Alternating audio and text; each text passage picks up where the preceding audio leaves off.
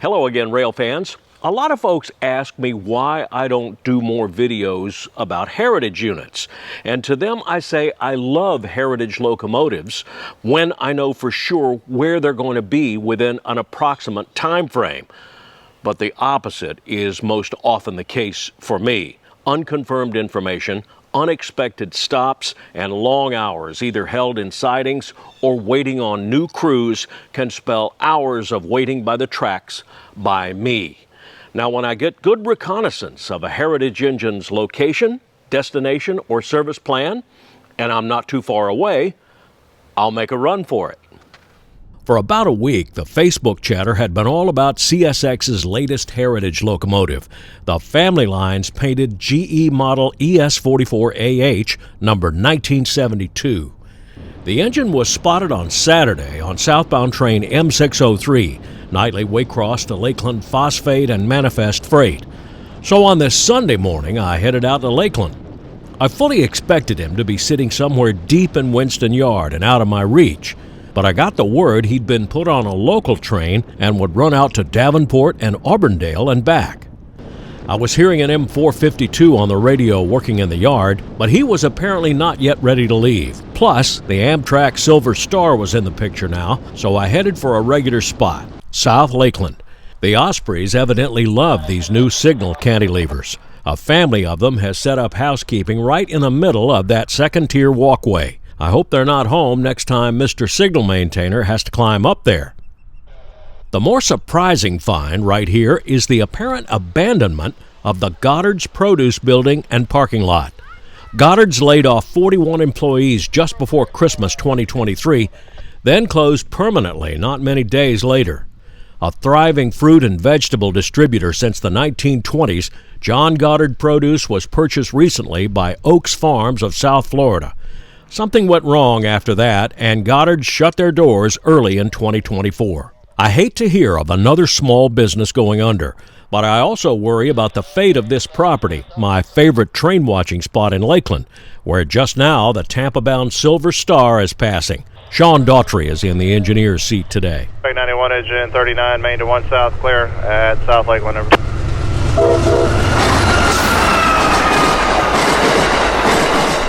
91 kicks up dust from new ballast just dropped here in the last few days. It hasn't yet rained. After that, I drove west to Winston Yard, but came upon a train, some train, blocking the crossing there at Old Tampa Highway, and a whole bunch of cars backed up waiting for that train to clear. Now, I wasn't going to wait around for that, but I was hearing on the radio an L773 coming into the picture from the east, from out east of town, on the Orlando side. So figured that was worth a look. Headed back to Wabash Avenue to take a look.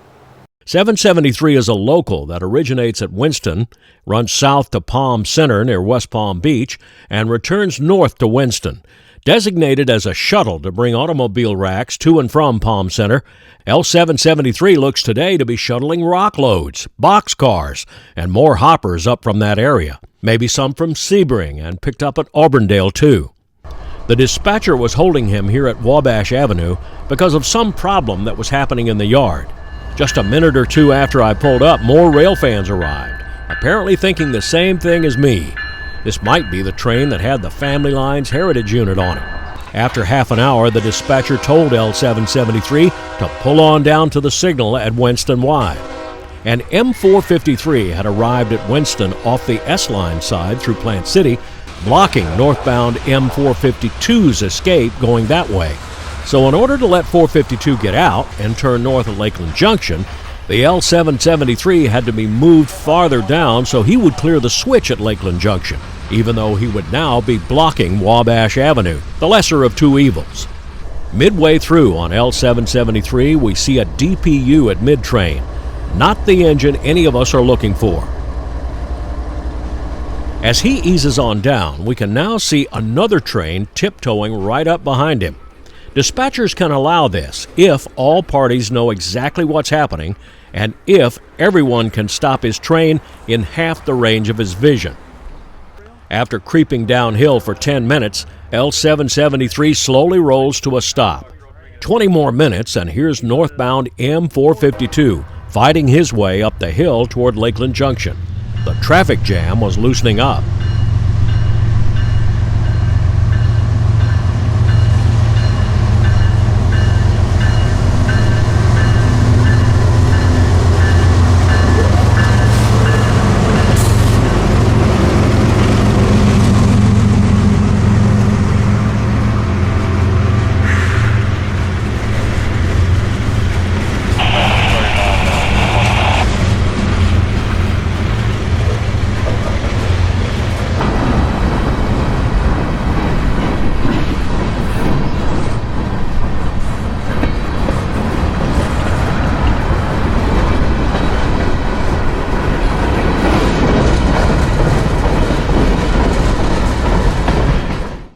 After 452, I drove up about a quarter mile to where I thought that train that supposedly had the Family Lines unit was. Tally-ho! But of course, it was behind buildings and locked fences. But this is where the drone can become a reconnaissance tool. Up and over the buildings, and there he was, in trail on L772, waiting right behind L773. I dropped down for a close-up, but heard Amtrak 91 coming back through. Morning, Amtrak engine 39 north, approach medium, north and west and west, turn 2. So I gained some altitude and got in the clear.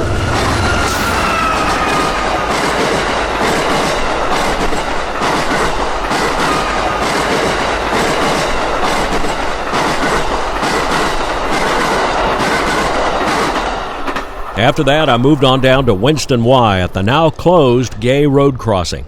L773 was going into the yard head first, and I suspected that L772 following close behind would pull by and back in. More rail fans were already here. That's friend of the channel Jaden Shadid and his mom and dad. They were set up for a real close-up of the 1972. At 14:26, after waiting most of the morning and half of the afternoon, down came L772 and that newly painted CSX Family Lines Heritage unit in trail.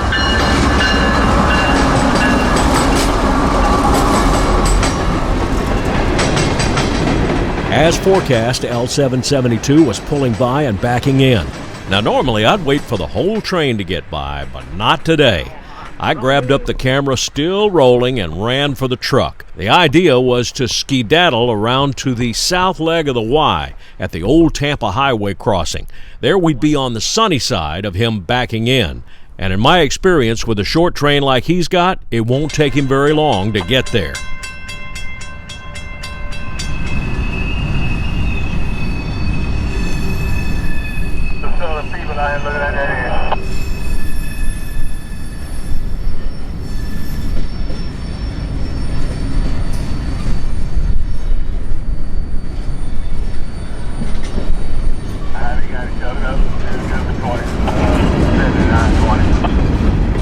I was a junior in high school first time I saw this paint scheme, and I had no idea what Georgia, Clinchfield, West Point route meant. I only knew of the LNN and SCL, and SAL and ACL. It would take me 26 more years to learn what Family Line system meant. Now, it's only my opinion, but I think CSX did a beautiful job on the 1972 and, in fact, their whole heritage program. It wouldn't be a bad idea, actually, to create an advertising campaign explaining why the driving public is seeing all those unusual paint schemes at roadway crossings, all those individual railroads that now make up the giant CSX system that's doing its part to keep America growing. No charge, CSX, for that idea. Thanks for coming along with me on this locomotive hunt. I hope we can do a whole bunch more of these this year. Hit that like button if you enjoyed the video, subscribe to the channel if you haven't already done that, and let's get ready to join up again sometime soon, somewhere out there on the high iron. Until we do, this is Danny Hartman.